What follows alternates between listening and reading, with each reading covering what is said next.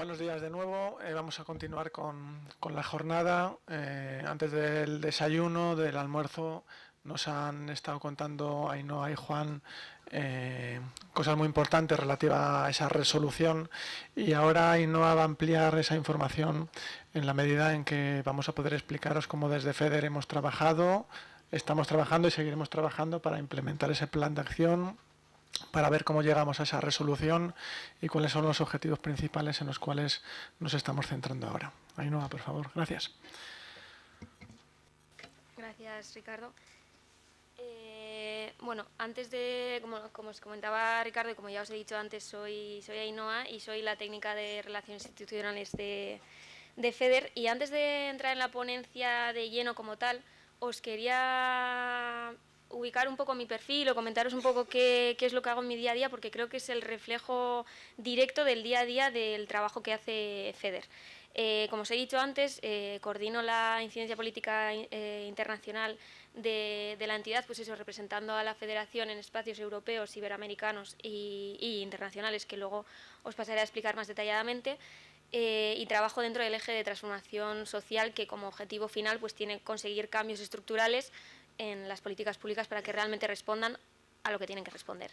Y tengo la suerte de hacer esto compartiendo oficina con dos compañeras maravillosas. La primera es Mireia, que le conocéis de Hoy a la Mañana y de ayer, que trabaja en el eje de fortalecimiento y cohesión del movimiento asociativo, y la segunda es Aida, que vendrá mañana, le conoceréis mañana, que trabaja en el eje de atención directa. Y digo suerte porque creo que estando las tres en la misma oficina me da la posibilidad de tener una visión transversal de todo lo que hace FEDER, no solo desde la atención directa a familias y a personas con Aida, sino también a la atención a las entidades con Mireia y a la interacción y relación directa con la sociedad como conjunto y con las instituciones que hago yo desde Transformación Social. Entonces hoy os quería compartir un poco toda esta visión y todo este ecosistema que alberga FEDER, porque es desde ahí, desde donde estructuramos toda la estrategia para estar en todos los espacios que os ha dicho antes Juan, que estamos y que tenemos que estar. Entonces, como un mini contexto y tampoco sin repetir mucho lo que hemos comentado antes, es con la resolución de la OMS cuando se establecen las enfermedades raras como una prioridad sanitaria mundial, y además se utilizan palabras como la inclusión y la equidad, que son vitales para todo lo que va a venir, tanto en el día de hoy como de aquí a los próximos 10 años en el ámbito de las enfermedades raras. ¿Por qué? Porque hablamos de equidad, pero realmente a día de hoy no tenemos una situación de equidad y no nos encontramos con un acceso equitativo a la salud, una cosa tan vital como la salud. ¿Por qué? Porque tenemos unos retos como que el 50% de las personas con enfermedades raras han sufrido retraso de diagnóstico. Tenemos retos como que el tiempo medio de conseguir un diagnóstico, si se consigue, son 6 años, incluso dándose muchos casos de incluso 10 años para conseguir un diagnóstico, pasando por procesos pues, de diagnósticos erróneos, no concluyentes, y todo este proceso. Además nos encontramos con que solo el 6% de enfermedades raras tienen tratamiento farmacológico. También la desigualdad que se da entre comunidades autónomas a nivel, o sea, en España.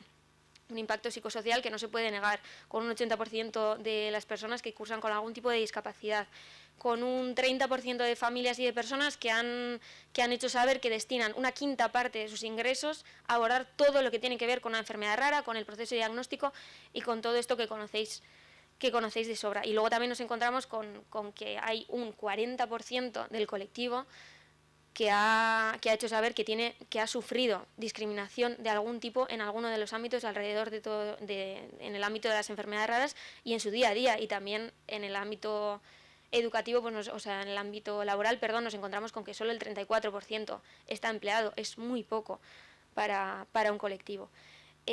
¿Por qué os comento todo esto? Porque estos retos y estas dificultades dejan claro que ni tenemos equidad ni estamos ahora mismo cerca de conseguirlo si no seguimos trabajando en ello. Por eso la resolución de la OMS indica, no voy a entrar tampoco a detallar, pero bueno, unos puntos clave para acercarnos y para orientar nuestro trabajo hacia esa equidad. Y esos puntos clave, pues por ejemplo, son el acceso universal y equitativo a la salud, que es una cuestión básica, promover la investigación y el tratamiento, garantizar la coordinación que antes estaba comentando Juan, no solo de todos los agentes que se involucran de alguna manera en las enfermedades raras, sino de todas las cuestiones y todas las iniciativas que ya están en marcha, pero que nos encontramos muchas veces con que no se interrelacionan entre ellos. también garantizar la participación de los pacientes y de las personas con enfermedades raras y todas sus familias, porque es vital, porque estamos hablando de sus vidas y estamos hablando de lo que nos impacta en nuestro día a día. Y luego, como os comentaba antes de los retos, combatir esa discriminación de que el 40% del colectivo, y también luchar por la inclusión laboral. ¿Qué ocurre? Que nuestro Sistema Nacional de Salud a día de hoy sí que dispone de una cartera de servicios común, un acceso a especialistas, algunos especialistas, algunos tratamientos farmacológicos, pero nos encontramos con que esto no es suficiente. ¿Por qué? Pues porque en España a día de hoy las competencias están transferidas y la sanidad es una de las competencias que más impacta esta descentralización, con lo que nos encontramos con situaciones muy desiguales entre un Castilla y León, entre un País Vasco que venimos nosotras, entre una Andalucía. Y luego además, paralelamente a lo que es el servicio puramente sanitario, en servicios sociales y en educación también nos encontramos con que, por ejemplo, las valoraciones de discapacidad no solo son desiguales entre comunidades autónomas, sino que en muchos casos son muy lentas, siendo el primer punto para acceder a ayudas, a prestaciones y realmente a dar abordaje de las necesidades concretas de una persona concreta en una situación concreta. Y se da de una forma muy lenta y se da de una forma muy desigual. Y esto es un reto que tenemos que abordar. Y a nivel educativo también nos encontramos con que sí, vale, hay recursos, pero estos recursos o no tienen suficiente personal para llevarlos a cabo, o el personal no está suficientemente especializado como para realmente abordar lo que necesitamos abordar, porque las enfermedades raras son una cuestión muy específica que requiere mucho conocimiento y que no tenemos. Por ello, y recuperando un poco lo que os decía al principio de por qué os he dado un poco la chapa de dónde trabajo y con quién trabajo, desde FEDER ponemos a servicio de la sociedad y de las personas que se acerquen a nosotros servicios de atención directamente, valga la redundancia, a las personas. Ejemplo de estos servicios, por ejemplo, es el que os comentaba en el que trabaja mi compañera Aida, que es el Servicio de Información y Orientación de FEDER, que ofrece información de calidad a personas, a familiares, con el objetivo final de hacer frente a esta falta de conocimiento que rodea las enfermedades raras y todo el proceso diagnóstico que las acompaña. Y luego también está el servicio de atención psicológica, que también trabaja en ese acompañamiento de las personas con enfermedades raras o que están también en ese proceso diagnóstico a nivel individual, pero también a nivel grupal. Paralelamente a este eje de atención directa que trabaja con personas, tenemos el eje de fortalecimiento y de cohesión del movimiento asociativo, que es donde se ubica mi compañera Mireia, como os decía antes, y que trabaja directamente con las entidades. Trabaja con vosotros y hace encuentros de la red de centros, como fue el de ayer, que ya me han dicho que ha ido muy bien. Y desde este eje ofrecen las compañeras, el objetivo sería cohesionar y capacitar al movimiento asociativo, ofreciendo herramientas y ofreciendo recursos para que seáis vosotros mismos los que consigáis los objetivos que a nivel de entidad os habéis propuesto. ¿Por qué os comento todo esto? Porque desde FEDER y desde estos dos ejes buscamos complementar los vacíos que el sistema público deja desde la parte privada.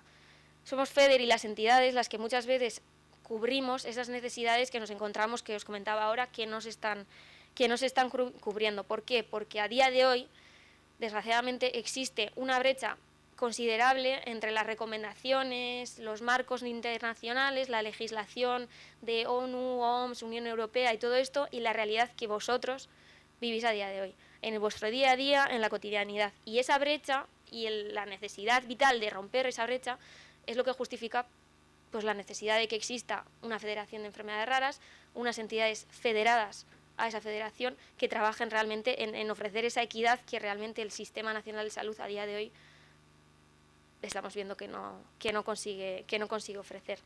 Entonces, precisamente en hacer frente a esta brecha es donde se ubica mi eje, es donde se ubica el eje de transformación social, que pretende vehiculizar lo que vosotros nos decís, lo que vosotros identificáis, lo que vosotros vivís en vuestro día a día, a la sociedad en general y a las instituciones que toman decisiones sobre eso, porque FEDER no deja de ser un puente estratégico entre las familias, entre las personas, entre las entidades y entre aquellos que deciden sobre los retos y los desafíos que enfrentáis vosotros. ¿Cómo hacemos esto? Pues a través de la investigación, para conocer realmente dónde está la brecha, dónde están los problemas, dónde están las cuestiones que enfrentáis en el día a día, mediante la sensibilización para realmente hacer saber que esto está ocurriendo en España, y la incidencia política para realmente, una vez sepamos lo que hay y hayamos sensibilizado a la sociedad con los retos que enfrentamos a día de hoy, podamos realmente hacer algo mediante la incidencia política.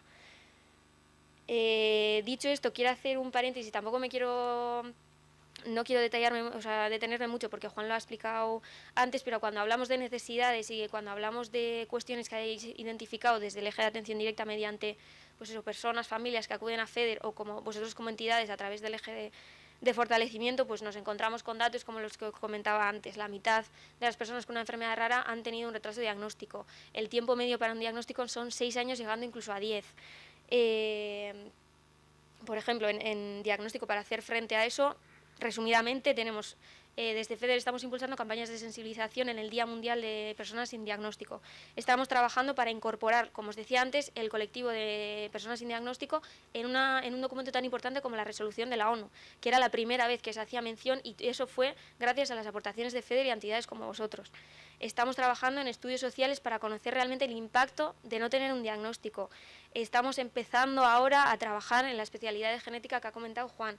Estamos trabajando por la ampliación de los programas de cribado a nivel nacional, pero aquí también nos volvemos a encontrar con que los programas de cribado, aunque haya un programa nacional, las comunidades autónomas avanzan de forma desigual, porque tienen la competencia de incorporar más patologías en sus respectivas comunidades, lo cual está bien, pero también supone una desigualdad entre las comunidades que sí lo hacen y las comunidades que no. Y en este sentido también, por ejemplo, desde FEDER estamos lanzando una campaña una proposición de ley de cribado neonatal para terminar con esta desigualdad. También tenemos cuestiones que nos trasladáis sobre cesures, sobre acreditación, sobre designaciones, sobre, mira, este centro hospitalario no está cumpliendo con lo que tenía que cumplir, este profesional no está haciendo lo que debería hacer, no están atendiéndome donde deberían atenderme, no me están derivando a donde me tendrían que derivar.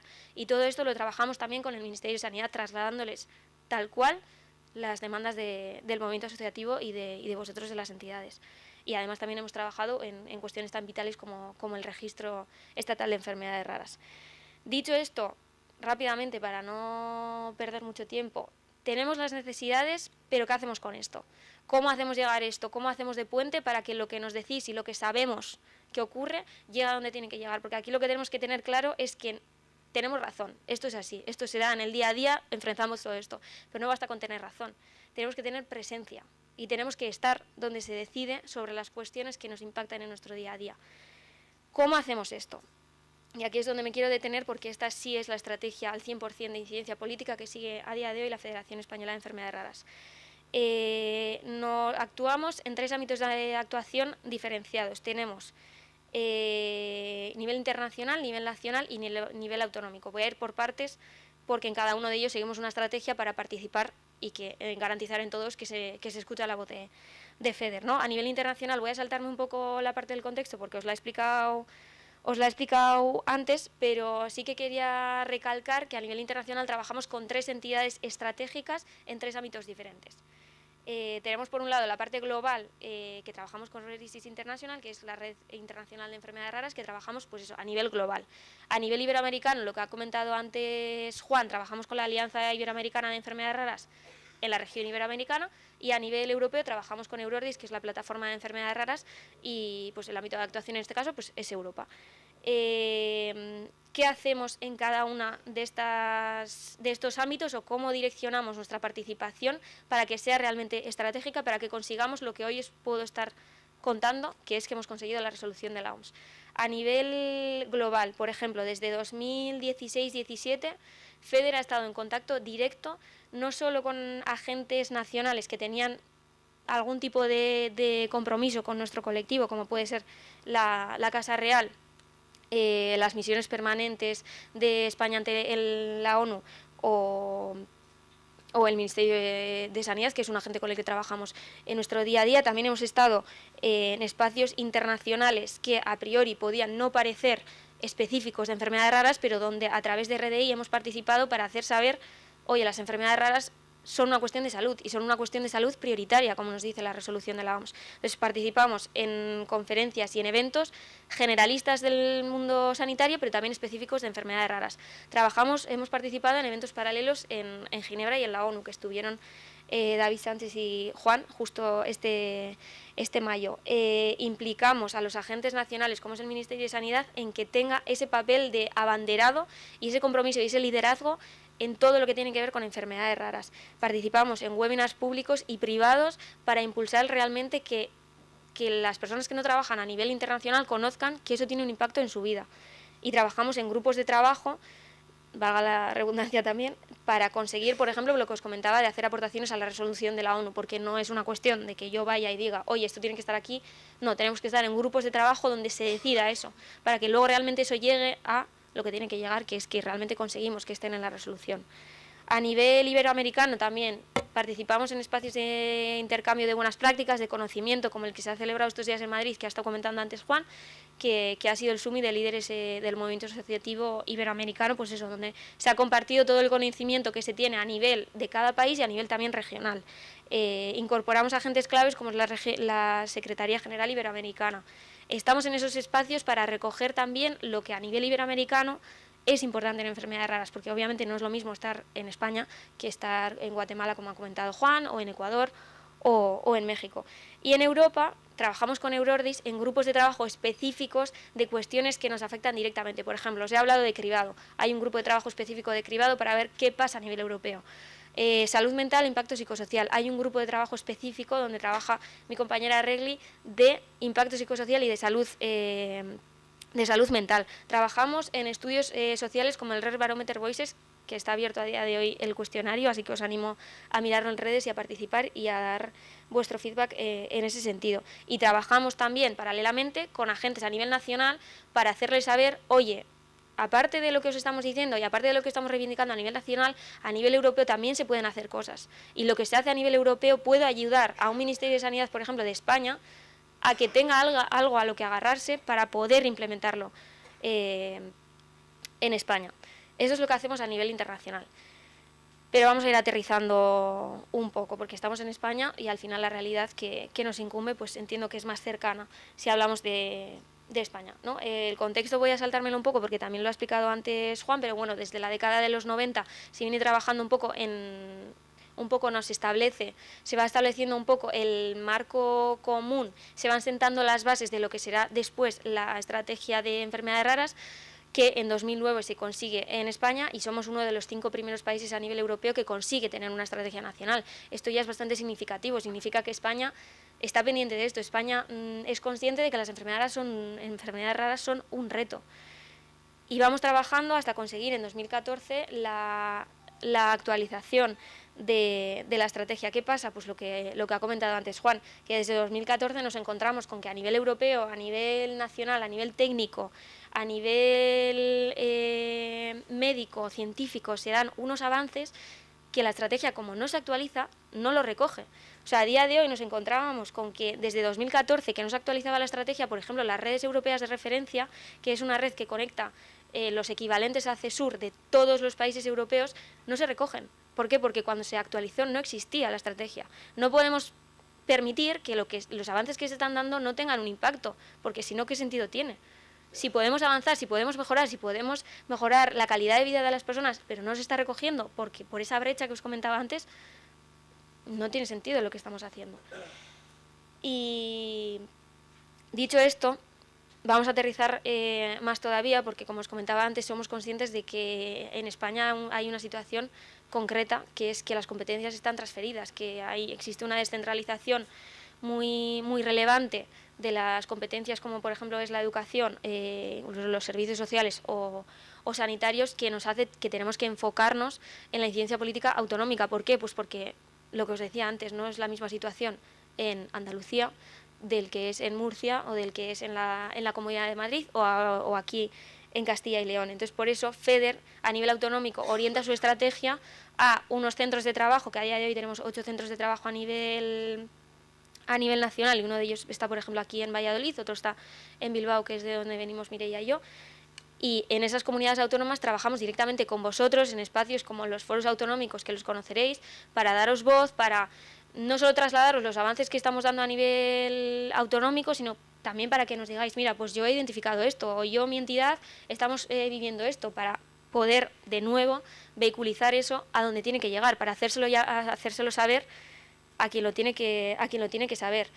Y también paralelamente a esto no limitamos nuestra actividad autonómica a las comunidades donde tenemos centros de trabajo, sino que ahora también nos podemos decir que estamos trabajando en comunidades autónomas donde no tenemos realmente un centro de trabajo físico, pero hay compañeras que están trabajando para que también en esas comunidades, y no caer de nuevo en esta desigualdad de esta comunidad sí, pero esta no, pero esta sí, pero esta no, por hacer frente también a eso estamos trabajando en comunidades autónomas donde no tenemos centro de trabajo, como puede ser pues Islas Canarias, o donde puede ser Cantabria o Asturias, que a día de hoy no hay un centro de trabajo como el que tenemos en Bilbao, por ejemplo.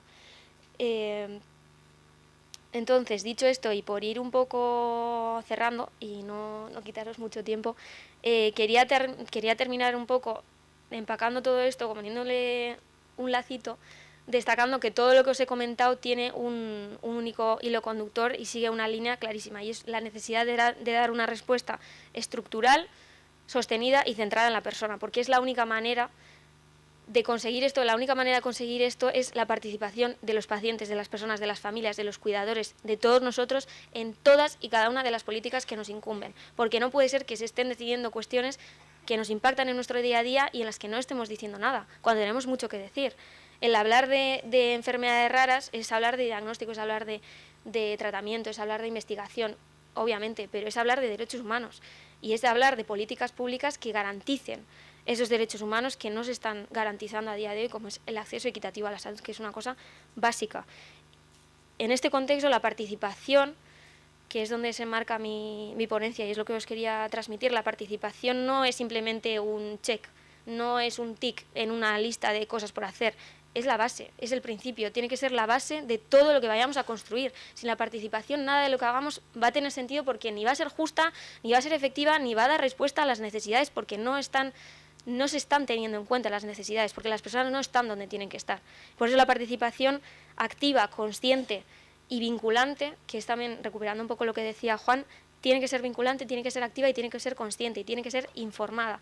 Y tenemos que estar, porque es la única forma de conseguir todo lo que os estamos comentando hoy y de todo lo que queremos conseguir de ahora en adelante, porque la resolución de la OMS es una herramienta, pero no es un fin en sí mismo. El fin en sí mismo es cambiar vidas y es mejorar la calidad de vida de todos los que estamos aquí y de todos los que no han podido estar aquí.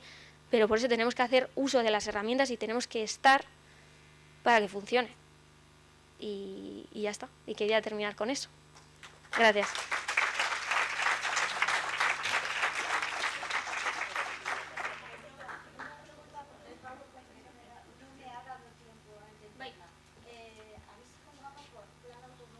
Sí. Sí. Sí, es la mía también. Es que no hay plan específico de enfermedades raras, pero que en el caso de algunas comunidades no hay plan específico de enfermedades raras, pero sí que hay igual apartados de enfermedades raras dentro de planes generalistas de salud. No he entrado tampoco en detallar esto, pero luego si queréis puedo detenerme aquí y os hago un poco más de explicación de esto. Nada. Gracias, Ainhoa. Si os parece bien, el turno de ruegos y preguntas lo dejamos para el final. Se incorporará Juan también, tanto de la ponencia anterior como la de Ainhoa, y la que vamos a tener a continuación, Alejandra Pérez del Real. Voy a tener que leer porque tienes muchos cargos y no me quiero dejar ninguno. No, déjalo, de verdad. No importan los cargos que yo tengo. Bueno, pero saber quién eres y la razón por la que estás aquí, que creo que es una tarea y una labor muy importante la que estás haciendo. Representante de GBS CIDP España, polineuropatías inmunomediadas, además de ser socióloga y antropóloga. Desde el año 2008 es enlace de la Fundación Internacional GBS CIDP Actualmente, presidente de la Asociación de Pacientes Española, miembro de la Junta Directiva de la Federación Europea EPODIN, representante de pacientes de la Red Europea de Neuromuscular EuroNMD, paciente experta de la Agencia Española del Medicamento y asesora de laboratorios. Creo que era importante decirlo porque todo el trabajo que dedica se ve aquí reflejado. Y para terminar, ya digo, esta mesa pues se ha querido contar con tu presencia para que, más allá de lo que se puede hacer desde las administraciones, como era en principio la idea que teníamos con el representante del Ministerio de Sanidad, o desde la Federación para llegar a los hitos que hemos logrado, también explicar como una asociación de pacientes esa participación de la que estaba hablando Ainhoa al final, cómo esa participación consigue resultados tangibles y que benefician a todos. Así que sin más te doy paso y muchísimas gracias. Muchísimas gracias por la invitación, un poco envenenada, las cosas como son, porque no tenía muy claro el por qué, porque nosotros, ni por qué yo, teniendo en cuenta que soy el lado cañero y no el lado amable de la asociación. El lado amable está en Valencia. Vamos a ver, os cuento un poco para que tengáis la idea general. Yo vivo con dos enfermedades raras. Una es una púrpura trombopénica, la frecuente es la idiopática, pero yo tengo la congénita. Y luego la gorda, entre comillas, ¿no? El que es una polineuropatía desmielinizante, inflamatoria, crónica. Tan no se ponen de acuerdo que utilizamos las siglas en inglés. En mi caso es CIDP, ¿vale? La más frecuente de este grupo de patologías, que son enfermedades neuromusculares de origen autoinmune, bueno, en términos técnicos, disinmunes, es el síndrome de Guillain-Barré, que es realmente espectacular y una de las pocas enfermedades raras que se ven en la carrera de medicina, aunque sea por encima. Simplemente puedes ir andando por la calle y de pronto te caes y te quedas completamente atrapado en tu cuerpo, conectado a un respirador, con la mente intacta y sin capacidad de comunicarte en absoluto con el mundo exterior. Y esta es la única enfermedad neuromuscular aguda, ¿vale? Lo llamamos a todo síndrome de Guillain-Barré, pero como bien sabéis, siempre es más complicado y es un grupo. Nosotros como asociación realmente somos muy originales, no es algo voluntario, sino surgió.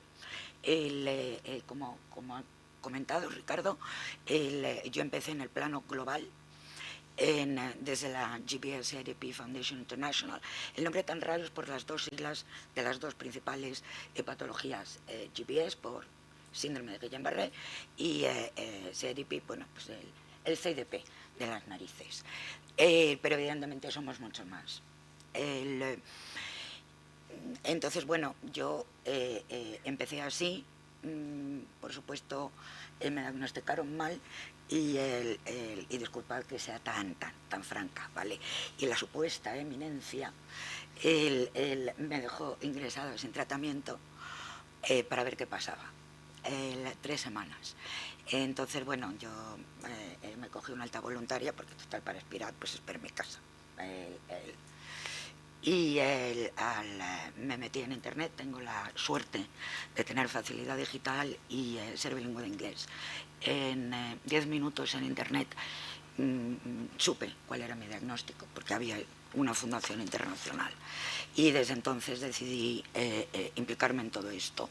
Entonces, como empezamos en el plano global, aparte de voluntaria de base, he estado en el Comité Internacional, en el Europeo y en el no sé qué más, de la Fundación Internacional. Pero eso para mí es irrelevante. Es decir, por lo menos para mí, los nombres de los comités, de las entidades no son relevantes si no te ayudan a hacer algo que de verdad ayuda a las personas. Por eso le quito toda esa importancia. Cuando decidimos dar el paso en España, hablamos de finales de 2019, pues lo hicimos desde ese enfoque de lo global a lo local, a pesar del trato cotidiano con pacientes. Además, no es estrictamente un trato solo con pacientes españoles, pacientes de habla hispana, y como España es España, pues tenemos también pacientes italianos, pacientes del norte de África, especialmente Egipto, Marruecos, y por eso trabajamos en red. Por eso somos una de las pocas asociaciones de pacientes 100% digital. Es más, no tenemos sede física. ¿Por qué? Pues uno de los motivos es por los que no queríamos discriminar a nadie, ni por su movilidad o estado de salud, por la divergencia funcional, ni por la ubicación geográfica. Entonces, bueno, pues sí, en el Ministerio se pusieron muy contentos, en el registro se pusieron muy contentos, decían, hombre, por fin, una asociación digital, vale. El siguiente paso, recibimos el registro positivo una semana antes del confinamiento por la COVID, vale. Entonces, inicialmente, desde ese momento, nos tuvimos que dedicar como bestias a dos temas, como son vacunas, ¿vale? Y el desabastecimiento de inmunoglobulinas. Las inmunoglobulinas son un derivado del plasma sanguíneo, que son esenciales y susceptibles de tratamiento en cualquier enfermedad autoinmune. ¿Cuál es la realidad? Son carísimos, entonces están muy restringidos a muy pocas patologías. Por otra parte, el síndrome de Guillain-Barré fue declarado efecto secundario de especial interés, bueno, porque esto lleva ocurriendo desde una vacuna contra la gripe de los años 70. Cualquier tipo de coronavirus es susceptible de provocar Guillain-Barré. En realidad, te lo puede provocar cualquier cosa. Es decir, el problema no es el qué lo desencadena, no es tanto qué lo desencadena como esa reacción disinmune, por qué tu sistema autoinmune se vuelve loco. Es de suponer que en algún momento se identificará, aparte de autoanticuerpos, que es en lo que se está investigando, realmente pues alguna mutación genética, etcétera. Pero bueno, para eso nos quedan décadas. Entonces, todo esto coincide en el tiempo, y es uno de los motivos por los que me he vuelto mucho más cañera de lo que era. Claro, se mantuvieron las inmunoglobulinas para pacientes con inmunodeficiencias primarias, inmunodeficiencias secundarias y para los pacientes COVID. En un gran experimento, ¿vale?, sabiendo que España siempre tiene desabastecimiento de monoglobulinas, esto es crónico, es decir, el último informe, que es de 2023, de los centros de transfusión, seguimos importando un 66% de las inmunoglobulinas que consumimos. ¿Por qué? Porque no tenemos políticas eficaces ni racionales de donación de plasma. Y yo he llegado a la conclusión de que el problema de fondo es la mentalidad, ¿vale? Es la mentalidad de los directivos de los centros de transfusión, porque el Ministerio está de acuerdo, todas las asociaciones de pacientes estamos de acuerdo y la EMS está de acuerdo. Entonces, ¿dónde está el problema? La Sociedad Española de Inmunología está de acuerdo. Entonces, bueno, pues hay que aislar. Pero nuestra estrategia, porque todo esto ha coincidido con, se decidió modificar la legislación europea en temas de regulación de sangre, donación de órganos, etcétera. Y eso pues nos afecta muy directamente. Entonces, nuestra estrategia hasta la fecha ha sido centrarnos en Europa, a través de Opodin, cuyo presidente, que es Jean-Philippe Plançon, que es el expresidente de Eurordis, es un fiera en incidencia política, un absoluto fiera, y con un consultor magnífico, hasta el punto de que estamos consiguiendo que se hable de estas patologías, ¿vale?, en todos los ámbitos. Estamos ya incluidos en no me acuerdo cómo se dice en castellano, en la alianza, cómo se ha traducido, en la alianza de medicamentos estratégicos, ¿vale? Y esto os puedo asegurar que vamos, es mucho trabajo, pero no depende ni de un gran presupuesto ni de mucha gente. Lo que hace falta son las personas justas, muy bien interconectadas, es decir, tened en cuenta que estamos hablando de asociaciones estatales, todas pequeñas, ¿vale?, unas más que otras, dependiendo de la cantidad de patologías que aglutinen, y todos muy unidos, muy coordinados y muy concienciados. He de decir que en España el tema funciona peor que en otros, por aquello de los 18 gobiernos, pero bueno, también le da un poquito de salero al asunto, ¿no? Cuando se me pone alguno chulo le explico yo cómo funciona España, y bueno, ya el tema cambia radicalmente. El por qué está funcionando esto, que en principio parece contra natura. Dices, bueno, ¿por qué no vas a las consejerías de sanidad, etcétera y tal? Realmente, a nosotros por lo menos, nos cuesta mucho menos trabajo obtener resultados en Europa que luego se tienen que ver plasmados en legislación nacional, ¿vale? Y una vez que ya está implantada la legislación nacional, pues ese es el momento. Porque hay menos portavoces, menos gente a la que hay que dirigirse. Y luego además, evidentemente, en todo esto, por supuesto, los laboratorios farmacéuticos que se dedican a fraccionamiento de plasma son los primeros interesados, ¿vale? Es decir, es buscar los puntos en común, ¿no? Las sinergias, que ahora está de moda decir eso. Pero no he venido hoy a hablaros de plasma. O sea, fijaos, no voy a hablar de plasma ni de monoglobulinas. Vamos a hablar de cosas bastante distintas.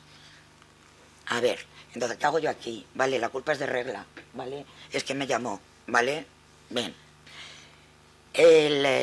Luego, una de las cosas que no he comentado, bueno, yo antes de descacharrarme, ¿vale?, porque esto fue un escacharre completo, para que os hagáis una idea, yo tuve que, gracias a la COVID, al desabastecimiento de monoglobulinas, unido a la segunda dosis de la vacuna, yo tuve que hacer un washout. Tuve una cistitis hemorrágica masiva, washout de medicación, y estuve en un 80% tetrapléjica innecesariamente durante casi 2 años. Pero antes de esto yo llevo en voluntariado y también, o sea, en el llamado tercer sector en distintos ámbitos, pues desde que era una cría, desde los 18. Bueno, claro, estudiante de sociología, antropología, pues ¿qué haces? Pues te metes a voluntaria, ¿vale? Y la verdad es que he estado en pues, muchos fregados, en casi todos, pero bueno, porque me va la marcha, ¿vale? Desde hacer observación participante con migrantes ilegales, desde Canarias, participé en un programa de radio en Nigeria, bueno, cosas bastante variopintas, ¿no?, en una primera etapa. Luego fui también, pues, voluntaria de voluntarios de Naciones Unidas. ¿Por qué? Pues sigo sin tener muy claro por qué, pero el caso es que me liaron por ahí, y ahí estuve, ¿no? Hice algunas cosillas online y sobre todo el desarrollo de todo el material de marketing, ¿vale? Y una vez que caí en estas maravillas, ¿a qué dediqué yo mi baja? Esa gran baja que luego, ¿dónde me destinó? Hombre, pues a que me declarasen menosválida, discapacitada, de todo, ¿no? Poco menos que basurilla. Que en el fondo, bueno, es lo que hay, por lo menos en adquiridas es así. Claro, pasas de, bueno, pues tener una vida medio así, de pronto, guas, como que no sirves para nada, ¿no? Y uno de los ámbitos, bueno, me dedico a ser voluntaria, quiero hacer, ¿no? En temas básicamente de capacitación digital, tanto en temas de desarrollo local, en comunidades pues de toda Asia y de África fundamentalmente, lo que es la Commonwealth, ex colonias británicas, ¿vale? Y programas de prevención de salud. Y por eso es uno de los motivos por los que tenemos una estructura tan peculiar y operamos tal. Bueno, como operamos. Bueno, pues la culpa es de regla, ¿vale? Vamos allá. Entonces, vale, sí se ve la foto, vale, es que yo no... disculpad las gafas de sol, es que tengo cataratas como efecto secundario de corticoide, entonces es que todo me deslumbra. No soy una diva, ¿vale? Aunque sea muy fashion. He querido empezar con esto, con los imposibles reales. ¿Qué creéis que es? Venga, ¿alguien se anima?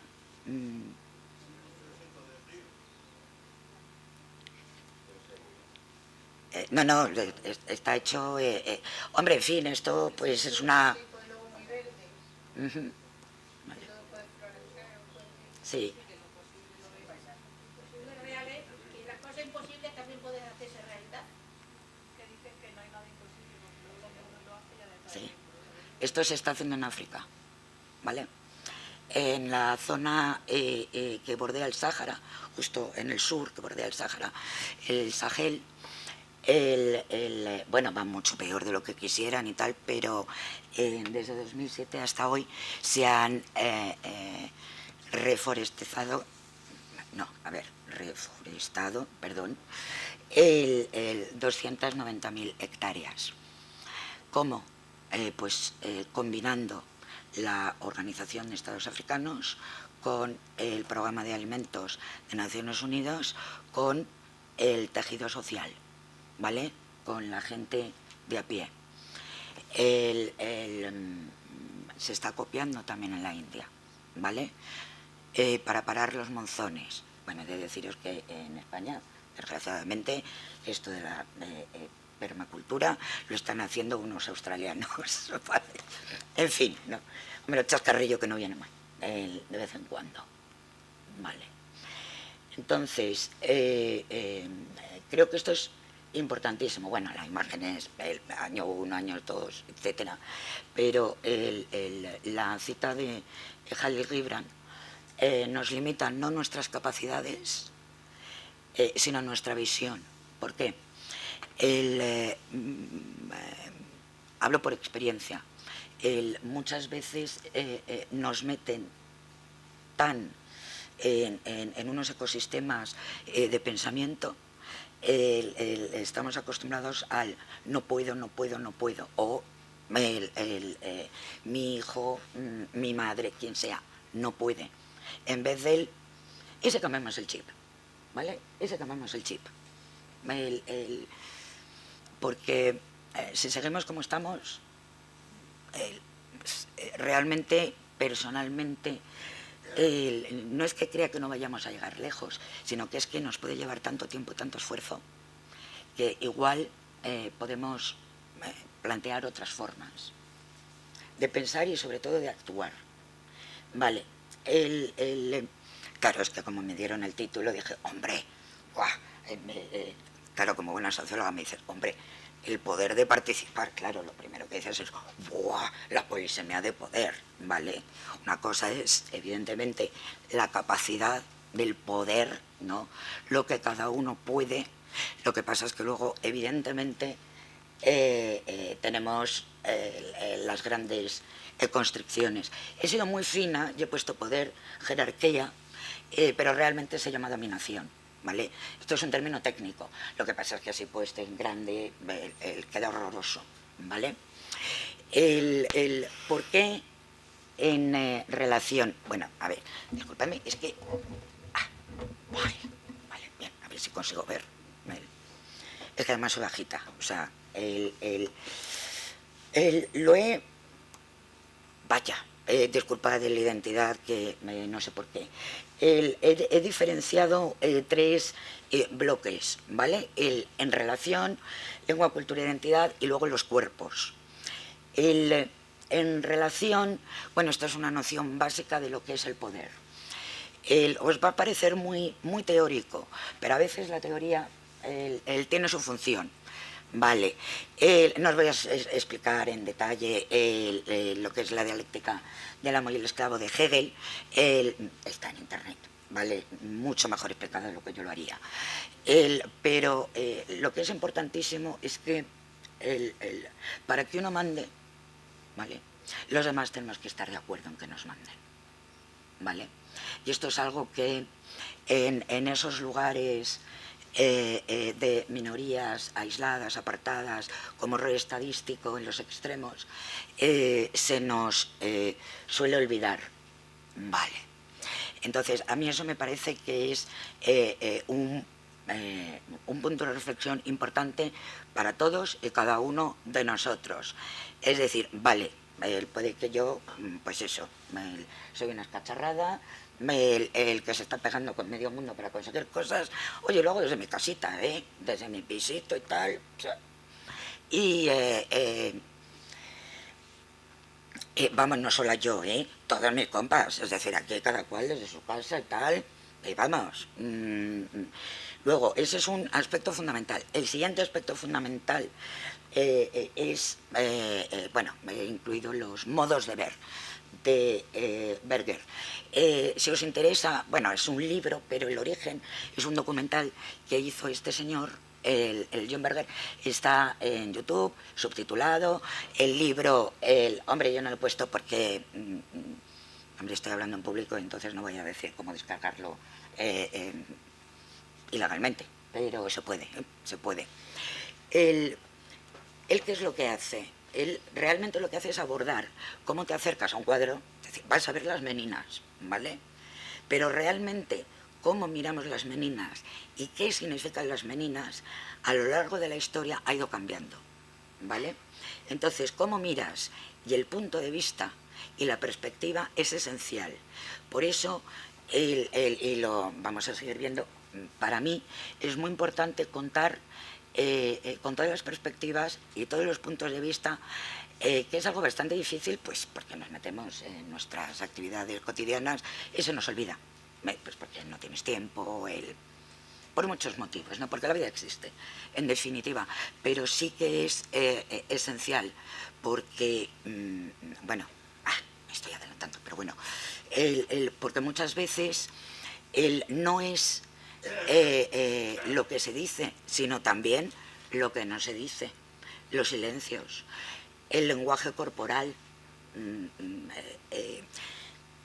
Hombre, igual los profesionales que estáis así quizás no sois tan conscientes como podemos ser familiares y pacientes, ¿no? Cuando vas por la calle y ves como la gente de pronto se vuelve rígida y no te ve, hace tanto esfuerzo por no verte que es absolutamente evidente, ¿vale? Pero todo esto es esencial para aprender a leer e interpretar el ecosistema que nos rodea. Es decir, no solo es una cuestión de quienes lo vivimos, ¿no?, de las personas que estamos directamente implicadas, sino también es quién nos rodea, ¿vale? Para poder hacer un buen análisis de la situación, también es importante, hombre, dentro de un orden, ¿no? Pues eso, la vecina que te ayuda, ¿vale?, y el portero que se da la espalda, ¿vale? Esto es un ejemplo, evidentemente, pero todo eso es importante, porque además todo eso, yo por lo menos me lo he encontrado tanto a todos los niveles, tanto en auxiliares de enfermería, auxiliares de dependencia, enfermería, todo el sector sanitario, todo el sector, los funcionarios que llevan discapacidad, etcétera y tal. Todo ese tipo de cosas, si prestas atención, te lo vas encontrando. Y eso creo que ayuda mucho a adaptarte a la situación, ¿vale? A sacar el personaje que más te va a ayudar. y bueno, como siempre estoy mezclando mil temas. Sí, por favor, si veis que estoy alucinando, decídmelo, con toda confianza, porque vamos, soy bastante dada a ella. Luego, os he incluido una cita, un poco en la línea que estaba diciendo, pero vamos, un poco para pinchar las conciencias, ¿no? De Eleanor Roosevelt, que a mí la verdad es una mujer que me encanta. Nadie puede hacerte sentir inferior sin tu consentimiento. Hombre, vamos a ver, es una cita fuera de contexto, ¿vale? Pero si hay un punto en el que es que nos dejamos. Es decir, muchas veces no somos conscientes de esa presión que ejerce la sociedad, la cultura, la lengua sobre nosotros y como que nos hacemos pequeños. Es decir, te haces pequeño porque, total, si no me van a entender, si no interesa, ¿vale? Entonces, se trata de decir, vale, esto es lo que hay, y no es ni mejor ni peor, depende de cómo cada uno de nosotros decidamos llevarlo y cómo cada uno de nosotros decidamos actuar. Luego, evidentemente, la lengua, cultura e identidad, bueno, es que sin eso, en fin, pero vamos, esto es bastante obvio y creo que no tiene demasiado sentido el que me entre en ello, porque si no ya os iba a soltar una tesis doctoral de sociología y antropología y bueno, me ibas a matar. Pero bueno, si me queréis estrangular lo hacéis, pero poquito, amablemente. Pero sí que he querido incluir una cita muy buena de Derrida, un filósofo francés que cambió el mundo. Realmente cambió el mundo. Él es el teórico de la desconstrucción, ¿vale? Y que dio lugar a todo el pensamiento posmoderno, ¿vale? ¿Y por qué? Solo tengo una lengua y no es la mía. Este señor, él era francés, de origen argelino, lo que se llama un pied noir. Entonces, cuando Argelia se independizó, y además era judío, se quedó sin país, sin pasaporte, sin bandera, y en ese momento descubrió que la única lengua que él hablaba, que era el francés, tampoco era suya. ¿Esto por qué es importante?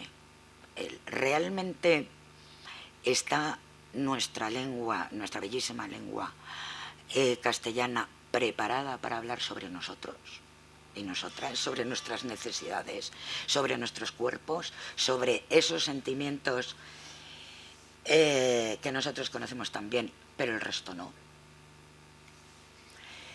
Y por eso es tan importante abordar los temas de etiquetas, qué es la supuesta normalidad, que bueno, cuando conozcáis a alguien normal, presentármelo, ¿vale? Yo no conozco a nadie que sea normal, ¿vale? La normalidad es una ficción estadística, ¿vale? Y desde luego creo que como sociedad nos sería infinitamente mejor si asumiésemos que la normalidad no existe, que somos muchos perros verdes, afortunadamente, porque también es enriquecedor. Y luego también todo esto va acompañado por la violencia simbólica, ¿vale? La violencia simbólica del, bueno, cuando yo me presenté la primera vez como menos válida, jugando con minusválida, es como discapacidad, y dices, ¿cómo? Sí, capacidad, no. Mi capacidad no tiene, mi capacidad intelectual no tiene ningún problema. Es decir, entonces es verdad que ahora en términos políticamente correctos se supone que hablamos de divergencia funcional, pero yo creo que necesitamos nueva terminología que nosotros tenemos que crear todos y todas juntas, ¿vale? Para porque claro, discapacidad, aparte de que es que no refleja la realidad, ¿vale? Mucha gente que vive con enfermedades raras, pues no son visibles. Y claro, es un término que está pensado para el deterioro físico, ¿vale? Y dices, hombre, tiemblo, bueno, como estáis en medicación, pues me quedo tetra, ¿vale? Pero ¿realmente eso significa que yo tenga menos capacidad? No, ni yo, ni nadie. Por eso creo que es muy importante el que nos planteemos oye, pues si comentaba Juan antes, en cada país de América Latina tiene una tecnología distinta, bien, pues creemos la nuestra. Es decir, ¿por qué no? ¿Por qué no? Sí, es verdad, me enrollo una barbaridad, tienes toda la razón. Y luego llegamos a los cuerpos, ¿vale? Esto es algo de lo que no se habla demasiado, porque el cuerpo sigue siendo un gran tabú, ¿no?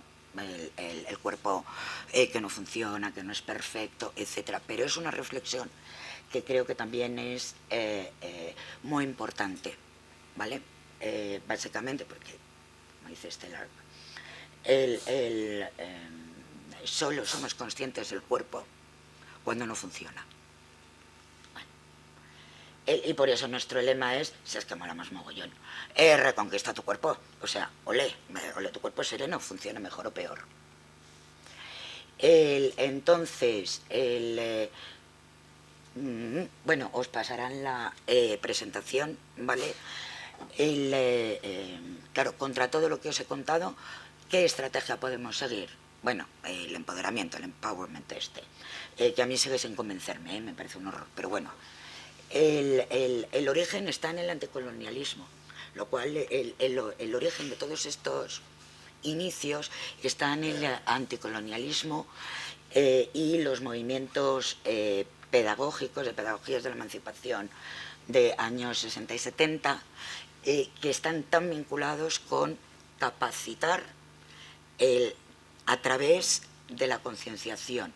Es decir, de hecho hay métodos de alfabetización que parten de esto y realmente y todo ello orientado a conseguir la participación, pero una participación consciente desde las bases, desde los niños, ¿vale? Desde los peques más peques, para obtener el cambio, la transformación. Entonces, a la izquierda, bueno, unas referencias, abajo sí que podéis descargaros una presentación que está bastante bien. Luego lo que es la investigación acción participativa, el IAP, bueno, que es como la evolución, ¿vale? Es una metodología de investigación social, sociológica, psicológica, antropológica, en fin, un totum revolutum, para que las comunidades de base identifiquen ellos mismos sus problemas y empiecen a desarrollar soluciones potenciales. ¿Y funciona? Sí, sí funciona. Jo, que sí funciona. Y luego, bueno, lo que seguramente hayáis oído más, que está como muy de moda, ¿no? Lo del Lean Design Thinking, ¿no? Lo que pasa es que hay una evolución, ¿vale? Del Lean Design Thinking, que es el diseño centrado en las personas. Que es una modificación del Design Thinking. Bueno, estas son las fases principales. La investigación, bueno, que realmente es buscar los problemas, ¿vale? Lo llaman ideación, pero bueno, son hipótesis de solución. El prototipo, que es un enfoque que lo que intenta es utilizar las manos para que te ayuden a pensar. Es precioso, hay unos prototipos mega chulos, a veces son juegos, a veces utilizan legos, etcétera. Eso está muy bien, pero evidentemente pues yo mejor no hago ningún prototipo físico, ¿vale? Y luego, bueno, pues la implantación de soluciones, ¿vale? Comunitarias. Bien. ¿Qué es lo que ocurre? Ahí ya la cosa se me empezó a ir un poco... Vale. Claro, es la tipografía. Bien. Pero ahí vais a poder descargar lo único que hay en castellano, ¿vale? Que es la traducción del kit de herramientas principal. La de facilitadores no está, pero bueno, pero sí que hay algunas apreciaciones que hacer sobre lo que falla, ¿no? En el DCP, ¿vale? Está muy bien, mola muchísimo, pero hay que tener en cuenta que realmente es una metodología que es procesual y es cíclica. Es decir, no vas en, tengo un problema y yo hago la solución. No, tengo un problema, planteo una microsolución, testeo, pregunto, ¿no? Oye, vamos bien por aquí y tal. Y entonces vas modificando, eso es a lo que llaman iteración, ¿vale? Que es realmente retroalimentación constante, ¿vale? Y por eso las microsoluciones, y de ahí pasamos a, bueno, las personas. Realmente, vaya, lo que se llaman personas, que donde más utilidad se le ha dado en marketing son perfiles tipo, personajes. Yo os he puesto ahí unos ejemplos de un proyecto que hice en educación, ¿vale?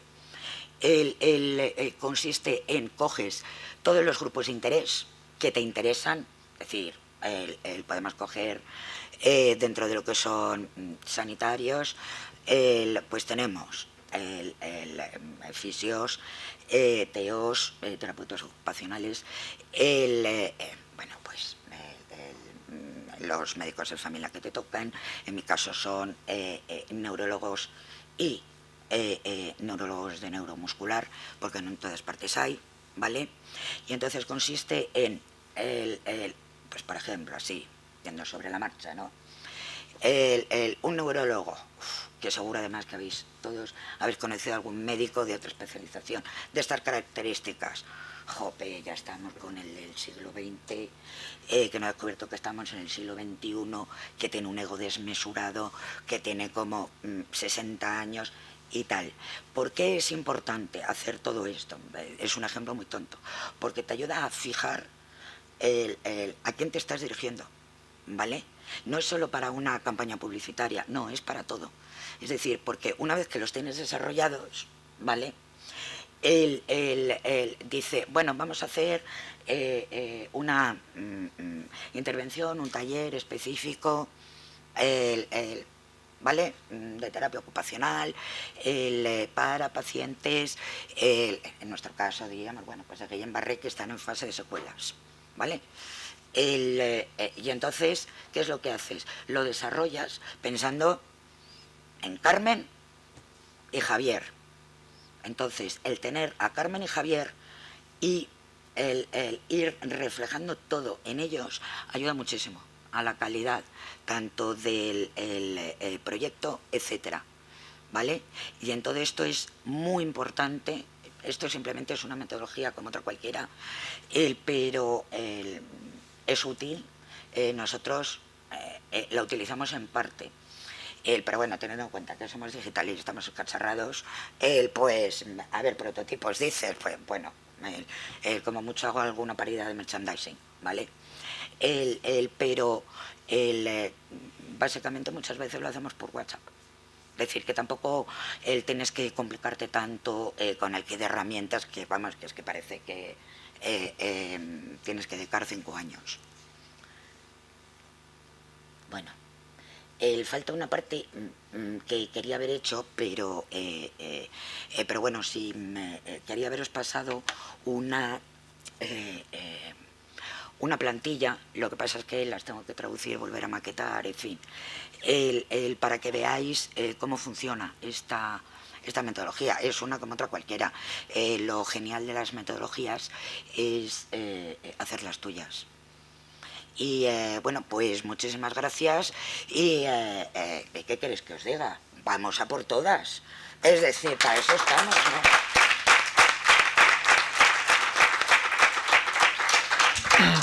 Gracias, Alejandra. Bueno, pasamos al turno de ruegos y preguntas. Ya veo que se ha incorporado Juan. Si hay alguien Sí. Sí. Van a darte un micrófono. Yo tengo un chorro de voz y van a escuchar en la parte de arriba. A mí no me hace falta, yo te digo que no. Vale, ok, perfecto. Bueno, pues en primer lugar agradecer a los ponentes su participación, a Alejandra La Cañera de manera especial, que he de reconocer que a mí me gustaría tener a la mía una Alejandra Cañera como ella, así que enhorabuena. Bueno, yo quisiera hacer dos preguntas, dos cuestiones, a ver si soy capaz de enlazarlas sin enrollarme de manera especial. La primera relativa a la genética. Bueno, a la genética y a toda la actividad que estábamos haciendo o que hacer desde la Federación en incidencia política. Se hace incidencia política a nivel europeo, fantástico, a nivel nacional, igual de fantástico, a nivel autonómico, igual de fantástico, y tan fantástico como si se hiciese a nivel municipal. Ahora bien, somos o es una federación de enfermedades raras, 7.000 enfermedades, el 80% de ellas genéticas, seguramente más que esas. Tenemos como unos 4.800 genes que conocemos que dan enfermedades, que no tenemos especialidad.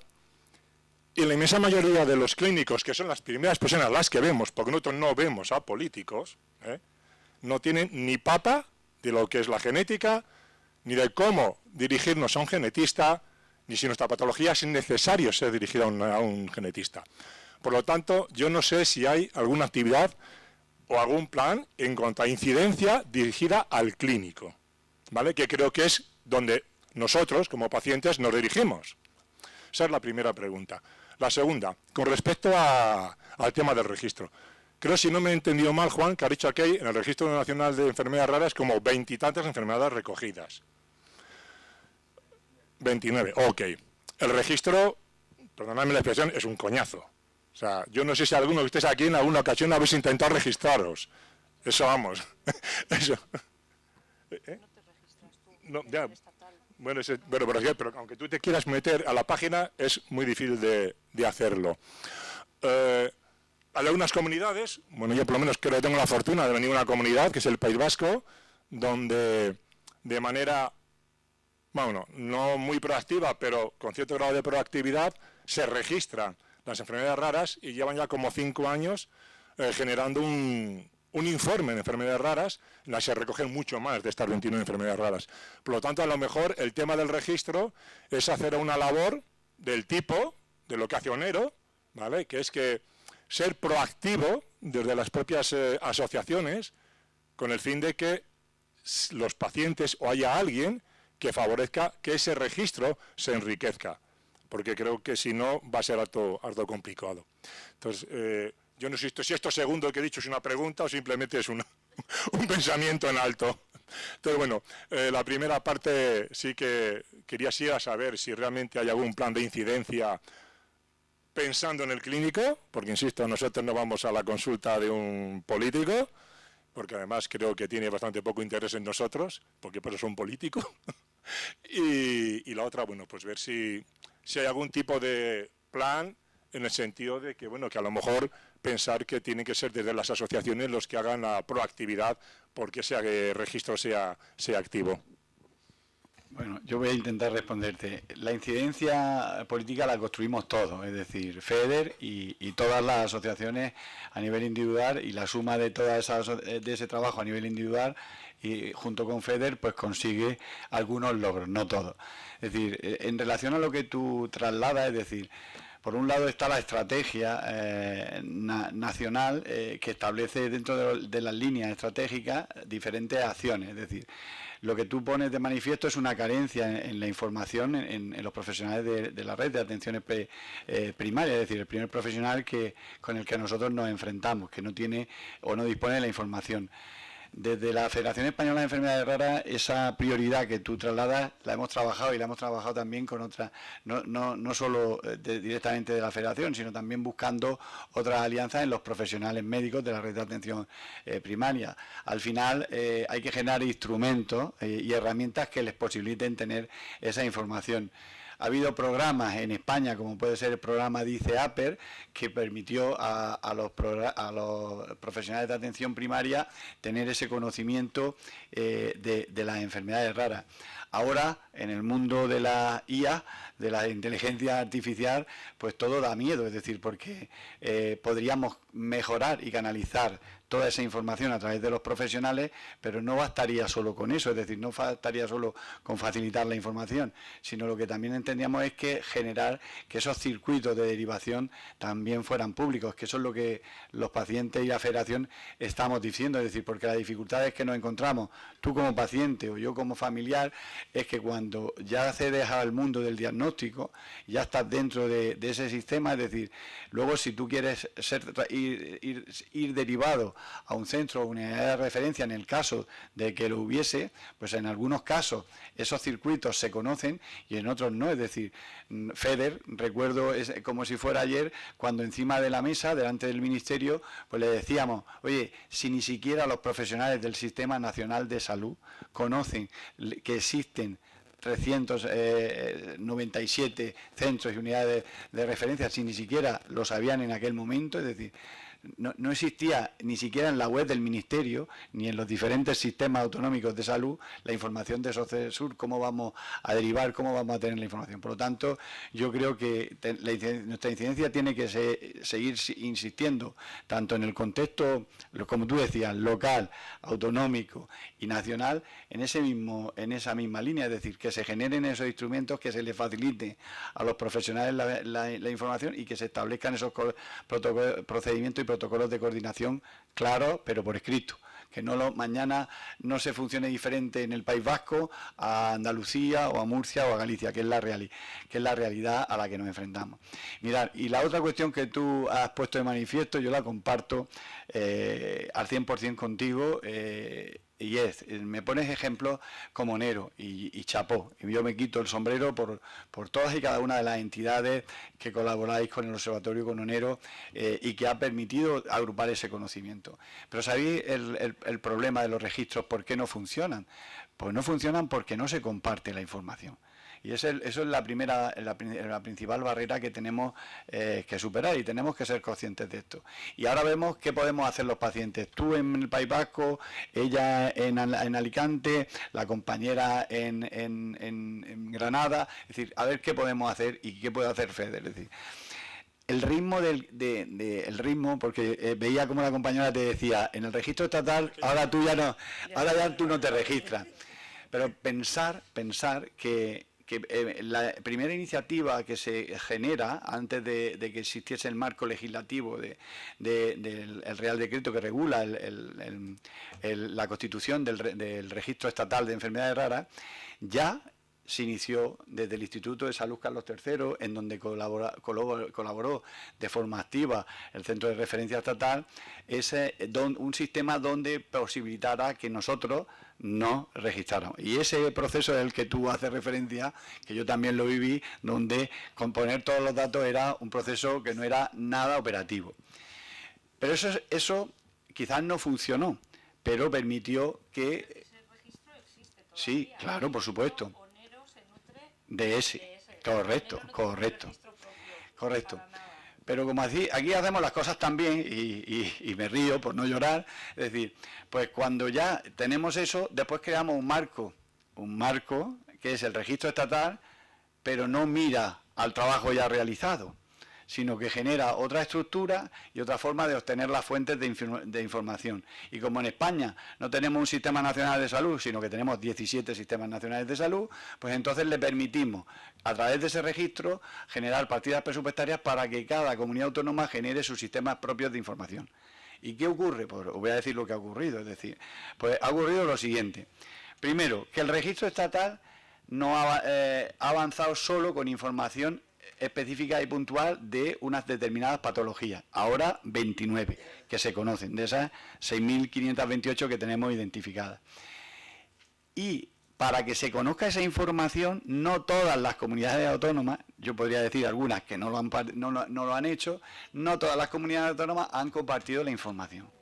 Y esta es la dificultad, es decir, si los profesionales que ya tienen acceso a esa información no son capaces de compartirla, pues tenemos un gran reto y una gran dificultad los pacientes, la federación, tu asociación de retina en País Vasco y cualquiera de todos nosotros. Y las personas, como decía esta mañana, de sin diagnóstico, pues exactamente igual, porque ni siquiera se les reconoce, ni siquiera ese código que ahora ya existe desde hace un año, todavía no hay ningún, bueno, miento, ya hay alguna comunidad que lo ha implementado en su sistema de información, Murcia, ¿vale? Es decir, pero ha existido porque se han adelantado un poco, es decir, pero muy poquitos casos, es decir, entonces lo que te quiero decir es que tenemos que seguir trabajando en esa línea.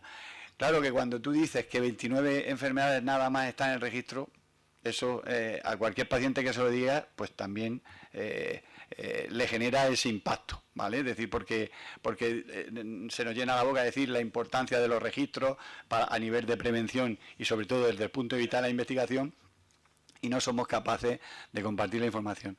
Nosotros lo que le pedimos al Ministerio es que se aceleren los procesos y se comparta la información, porque ahora hay comunidades autónomas que ya tienen, lo que tú has hecho referencia del País Vasco, hay comunidades autónomas, en ese informe de publicación que hacen anual, hay comunidades autónomas que ya tienen identificado en sus registros el 100% de la población que convive con enfermedades raras. Es decir, tienen con nombre y apellido el número de habitantes de esa comunidad que tienen diagnosticada una enfermedad rara.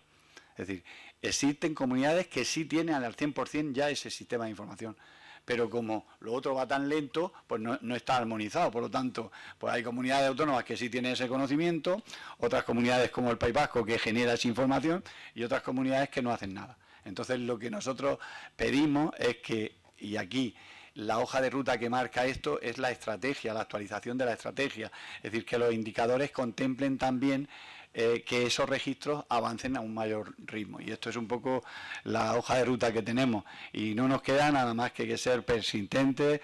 Pues el ejemplo que nos ha compartido la compañera, es decir, pues tenemos que seguir siendo, como tú decías, cañeros, pues no tenemos que dejar de que se nos escuche y seguir reivindicando para que esto vaya a la mayor rapidez posible.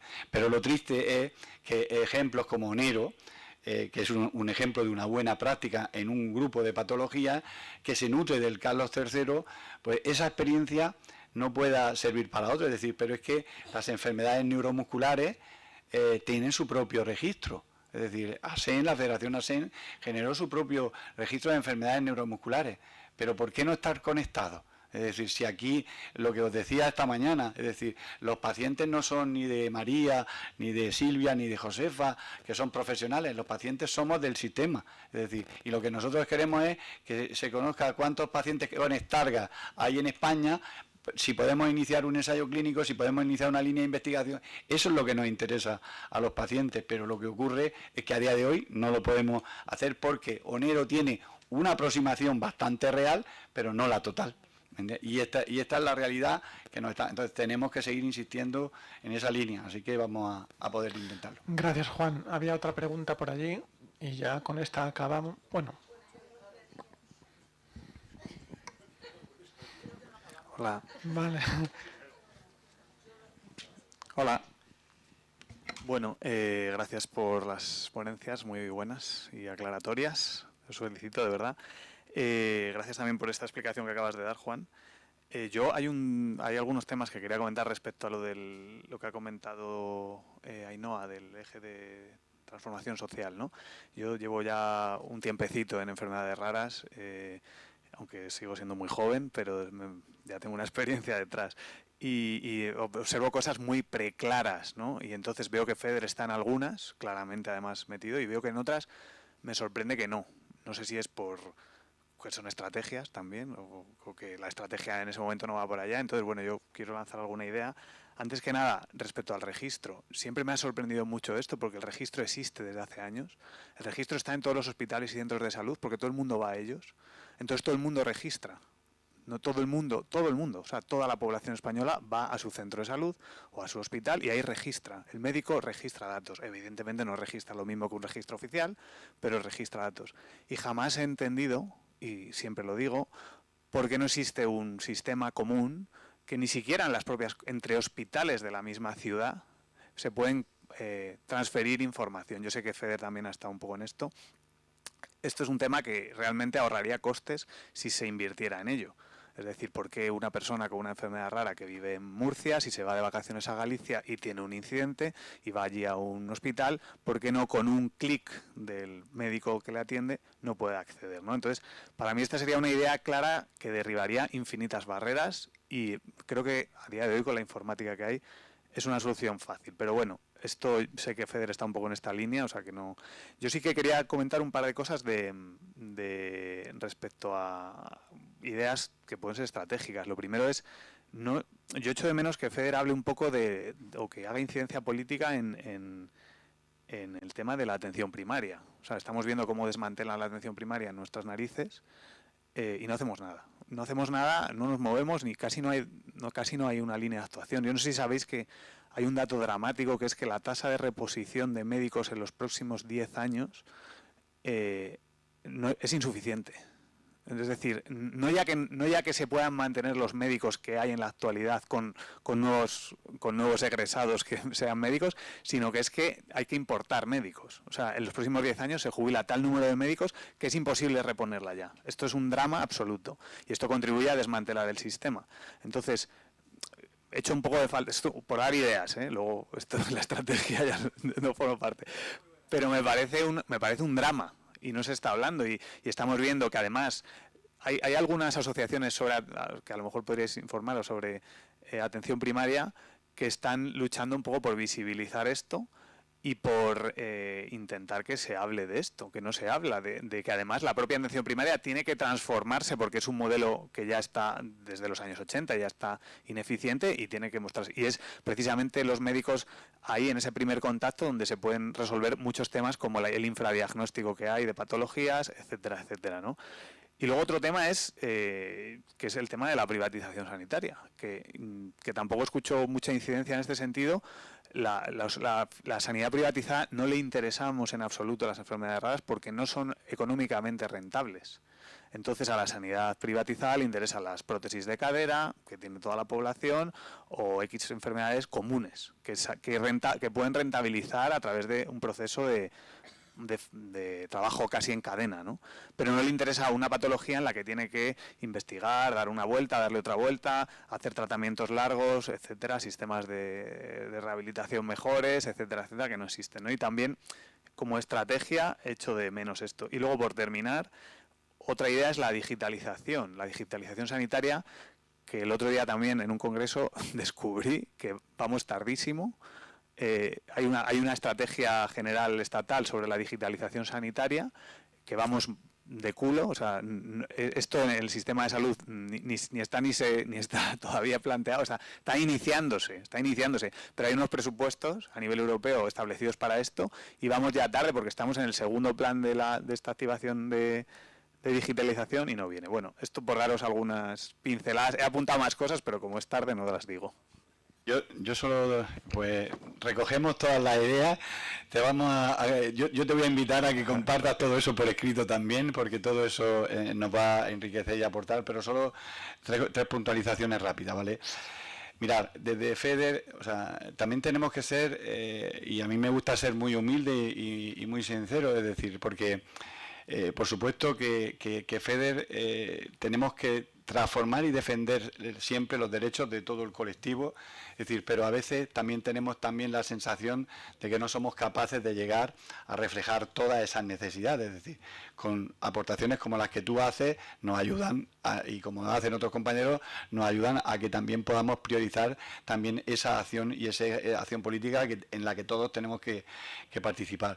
Mirad, por supuesto que compartimos desde FEDER las tres posiciones que ha hecho. La primera, porque desde FEDER también hemos trasladado, igual que desde el movimiento asociativo, la necesidad de que no solo haya una historia médica única, sino que también haya una historia médica y social. Es decir, porque no se nos olvide que mañana esa historia médica se tiene que interrelacionar en la parte social, porque muchas de nuestras enfermedades raras, el 70% conviven también con discapacidad y un porcentaje también muy elevado convive con dependencia y con otro tipo de prestaciones. Si fuéramos capaces de conectar las historias, que es algo tan sencillo, que parece sencillo, pero que nadie en este país ha sido capaz de unificarlo y de hacerlo. Y se ha transmitido, y no solo lo ha transmitido FEDER, lo han transmitido otras alianzas estratégicas, tanto desde el punto de vista de CERMIC, CENFE, otras grandes organizaciones y plataformas, la propia plataforma de organizaciones de pacientes que aglutina a las grandes organizaciones también lo ha reivindicado, y esto es algo que yo quiero que tú seas también conocedor de ello. Por supuesto, lo que tú decías de atención primaria, es decir, FEDER puede sumarse a cualquier iniciativa, es decir, esa preocupación es una preocupación de todos, es decir, porque mañana vamos a presentar un estudio, que nos van a presentar un estudio, pero es que la prevención, el primer nivel de prevención está en la atención primaria, es decir, en la anterior pregunta que se me realizaba, es decir, si el profesional de atención primaria no tiene conocimiento, no tiene información y no lo cuidamos, y no cuidamos ese relevo generacional, pues difícil lo tenemos, ¿no? El escenario se agrava y se agrava considerablemente, ¿no? Entonces yo creo que con aportaciones como la que tú realizas, pues tenemos que impulsar el poderlo llevar a cabo y por lo menos priorizarlo también. O sea que yo recojo ese testigo y entre todos lo tenemos que construir. Y la otra tercera cuestión que has compartido era de la privatización, que realmente a las enfermedades raras les perjudica porque no tienen un interés de ninguna manera en las enfermedades raras. O sea, las enfermedades raras caen al saco de la pública, que es la única que puede dar algo de cabida a eso.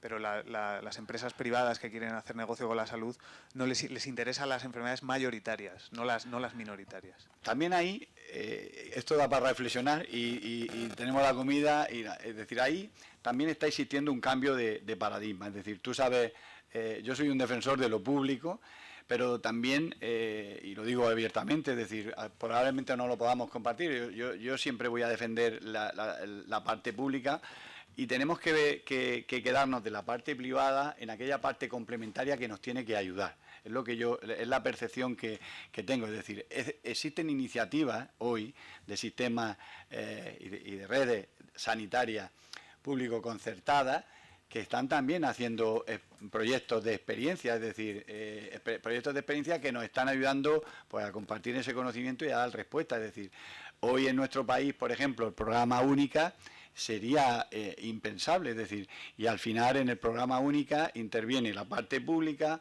y la parte privada. Entonces, creo que tenemos que ser capaces también de generar entre todos modelos que permitan compartir, sobre todo si queremos buscar respuestas a nuestro colectivo, es decir, porque tú lo has dicho bien, es decir, como somos esa cifra reducida, muchas veces para ese sector privado no somos un colectivo de interés, es decir, pero tenemos que romper ese mito y esa barrera, es decir, y ahí también hay mucho trabajo que realizar, y esto yo creo que lo tenemos todos que tener presente, pero también hay que darse, si esa pregunta, Miguel, nos la hiciésemos en el ámbito de la investigación, ¿quién investiga y quién está fortaleciendo la investigación? Yo te diría, oye, pues hay que invertir en investigación. Nuestro país está lejos de la media europea, que está en el 3,2. Un país como Suecia invierte el 3,2% de su Producto Interior Bruto en investigación, pero que estamos muy lejos de esa media. Nosotros estamos en el corrígeme Ainhoa, 1,5. Estamos muy lejos, es decir, ¿y quién contribuye a eso? Pues contribuye el sector privado. Pero es que nuestros políticos, y yo lo he dicho, es decir, lo he dicho públicamente y me lo habéis escuchado y vosotros también lo habéis dicho, es decir, oye, hemos sido capaces en nuestro país de aprobar exenciones fiscales de hasta un 80% para patrocinar un campeonato de vela en Santander, que igual aquí hay alguno de Santander y le gusta la vela y me parece perfecto, pero oye, que a mí me parece también perfecto que se patrocine y que haya una exención fiscal del Ministerio de Hacienda en eso, pero que se haga lo mismo. No, pero yo no he hablado de inversión o colaboración público-privada. Yo he hablado de privatización. Es un concepto distinto. Yo no estoy a mí me parecen bien estas iniciativas público-privadas, sobre todo las que son... Tú dices la privatización del sector. Yo digo la privatización del sector, que claramente además enfoca que no le interesa eso. Correcto, porque lo conozco bien el tema, porque conozco de cerca estos hospitales privatizados y estoy viendo cómo funcionan. No hablo de eso que has dicho. Pues, perfecto. Bueno, llega la hora de la comida, teníamos comprometida una última pregunta. Juan, también sé muy breve, porque si no nos llega a la tarde. Yo lo mío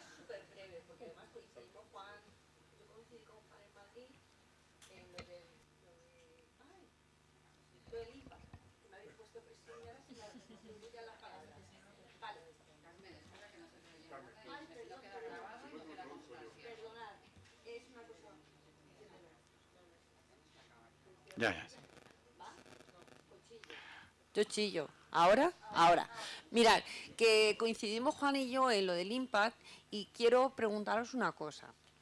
¿De dónde sacamos los datos para saber realmente los tantos por cien, los años que tardan las personas en diagnosticar? Porque, si no recuerdo mal, Ángel Carracero hablaba ya que frente al 20% que se hablaba del retraso del diagnóstico, él hablaba de un 40%, frente a los 5 años que se llevan hablando desde que yo lo conozco esto, ya habla de 6 años para un diagnóstico en enfermedades raras, incluso estamos hablando de 11 años, como que está subiendo el tiempo. Según Ángel Carracero, corrígeme Juan, que te acuerdas que estuvimos juntos y lo estuvimos comentando allí. Entonces, Ainhoa, vuelves a sacar los datos, pero sacan los datos que manejamos, o sea, que siempre hemos manejado, o sea, 5 años, 10 años, o sea, cosas así. ¿Dónde habéis contrastado los datos o dónde los ha sacado este señor? Porque la verdad es que no sé. Que son diferentes, ¿no? Claro, o sea, sí, porque yo, o sea, tú imagínate que estás esperando que, según el Carlos III, hace 4 años nos dijo que para este año ya iba a estar implantado, que en un año iban a diagnosticar las enfermedades raras, que eso también estábamos juntos en ese día tan famoso, y todavía lo estoy esperando. Entonces, si a lo largo de los años, en vez de acortar los tiempos, me los están alargando, va en perjuicio de todos. O sea, no es que sea de la gente que se queda ahí en el limbo. Sí, lo que ocurre con estas fuentes de información, es decir, cuando tú hablas de lograr el diagnóstico precoz en menos de un año, eso lo acuerda el Consorcio Internacional de Investigaciones, ¿me entiendes? Y cuando se proclama es lo que a todos nos llega. No estamos diciendo de que los datos que ha compartido Ainhoa, los datos que comparte Ainhoa y son la fuente de información de la que se nutre FEDER es de la información que a día de hoy hay primero en las fuentes oficiales y luego lo que se puede enriquecer con la parte de estudios que, como el estudio de En Serio que lideramos en su momento CREDI y FEDER, que hoy hemos estado precisamente hace unos minutos reunidos precisamente de ver cómo podemos alinear actualizaciones que nos permitan tener esa radiografía actualizada de la situación de las enfermedades raras, pero como el ejemplo que yo te ponía, es decir, lo mismo que escuchábamos en INPA y que tú escuchabas otros datos diferentes, igual que yo lo escuchaba, pues nos ha pasado con los medicamentos, donde aquí había en una mesa 4 personas, vamos a hablar 4 personas de acceso a medicamentos huérfanos, hablábamos los 4 y ninguno coincidíamos en ninguna fecha, ni en un dato ni en ninguno coincidía. Y luego también están los datos, pensar los datos que manejan las otras organizaciones a nivel internacional, como puede ser Eurordi. Os hemos pasado desde FEDER también invitación para que participemos en el Rey Barometer Voice, es decir, al final, todo este tipo de estudios que se realizan en el contexto internacional, pues producen también bailes diferentes, porque el diagnóstico primero eran 5, después eran 6, después nosotros hicimos desde FEDER con vuestra ayuda, con la ayuda de nuestras asociaciones, ese estudio de retraso en el diagnóstico, la cifra se aumentó, es decir, luego se retrasa, es decir, al final esto es lo que ocurre. Y por último, es decir, no solo eso, es decir, estamos ante una dificultad que son ese baile de cifras y nos interesa a todos conocer esas cifras, por lo tanto tenemos que hacer el ejercicio entre todos de construir ese estado de situación para que no ocurra, es decir, en el cribado neonatal pues pasa exactamente lo mismo, es decir, el presidente del gobierno anuncia que se va a incrementar antes de enero del 2025 hasta 25 enfermedades raras, las que se incluyen en cribado neonatal, y esa misma semana todas las comunidades autónomas, porque esto lo hemos analizado en FEDER, todas las comunidades autónomas ya iban por delante. Una llevaba 38, la otra 40, la otra 50, y tú te veías en entrevistas, hablando con la fuente oficial del ministerio y la consejera en el otro lado del teléfono diciendo, no, lo que está diciendo el presidente de FEDER, eso es mentira. Yo en mi comunidad llevo 40, y claro, yo le decía, pues si eso es lo que tú dices que lo que yo estoy diciendo es mentira, pues tú infórmale primero a tu comunidad, lo publicas en tu comunidad y después que tu comunidad, una vez que lo haya publicado en su boletín de la región, que lo publique, que se lo notifique al ministerio. Pues así todo. Así todo. Pues sí. Bueno, muchísimas gracias. A las 4 continuamos. Sí.